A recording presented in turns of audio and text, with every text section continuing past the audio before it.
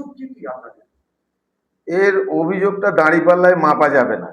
এত অভিযোগ, খুন থেকে, ধর্ষণ থেকে, আপনার অস্ত্র সাপ্লাই থেকে, গাঁজা, মদ এবং সব রকম, সর্বোপরি পুলিশকেও পেটানোর মানে অভিযোগ আছে, একাধিক অভিযোগ। তো সেই জন্য এর বলে মাপা যাবে না।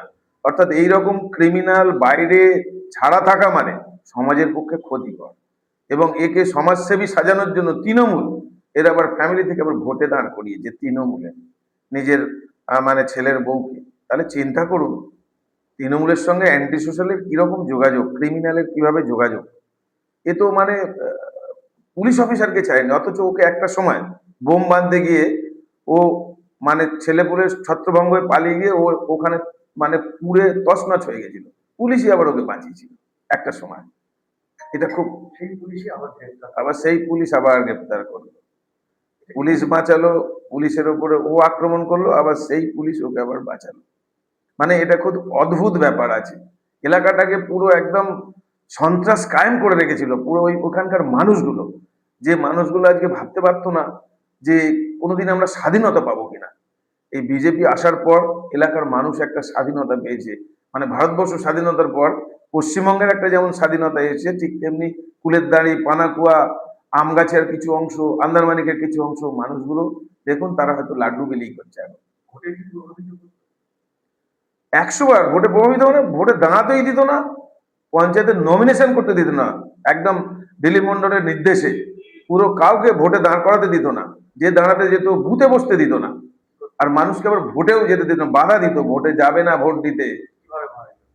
লোক দাঁড় করিয়ে দিয়ে ওর টিম দাঁড় করিয়ে দিত, পিস্তল নিয়ে, বোমা নিয়ে, এক্ষুনি মেরে দেবো, তোর বাড়িঘর ভাঙচুর করে দেবো, খুন করে দেবো, তোর মেয়েকে তুলে নিয়ে রেপ করবো, তোর বউকে তুলে নিয়ে যাবো, এইরকম ধরনের বিষয় ছিল ওদের।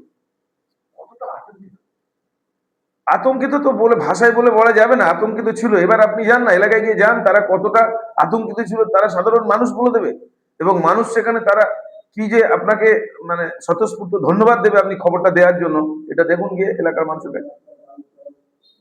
এখন আপনারা কতটা খুশি? আমরা তো খুশি, আমরা বিজেপি জিরো টলারেন্স, বিজেপি কোনো অ্যান্টি সোশ্যাল অ্যাক্টিভিটি, কোনো খুনি সন্ত্রাসবাদী যাতে না তৈরি হয়, যাতে করে রেপিস্ট তৈরি না হয়, তার জন্য আমাদের দেখছেন না যোগী বাবার সিদ্ধান্ত চালু হয়ে যাচ্ছে, সকালে জমা বিকালে খরচ, মুখ্যমন্ত্রী তো দেখিয়ে দিয়েছে। এবার সন্ত্রাসবাদীরা, ধর্ষণকারীরা, অত্যাচারীরা যদি সমঝে চলে তো সমঝে চলবে, নাহলে পরিণতি ওই রকম ভাবে বাড়ি যাবে।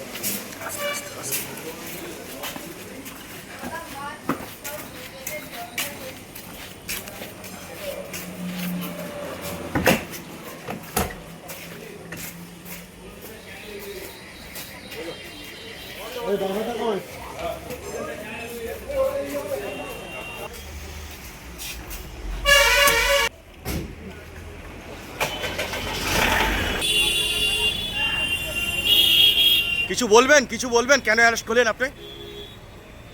আপনাকে কেন অ্যারেস্ট করলো কিছু বলবেন?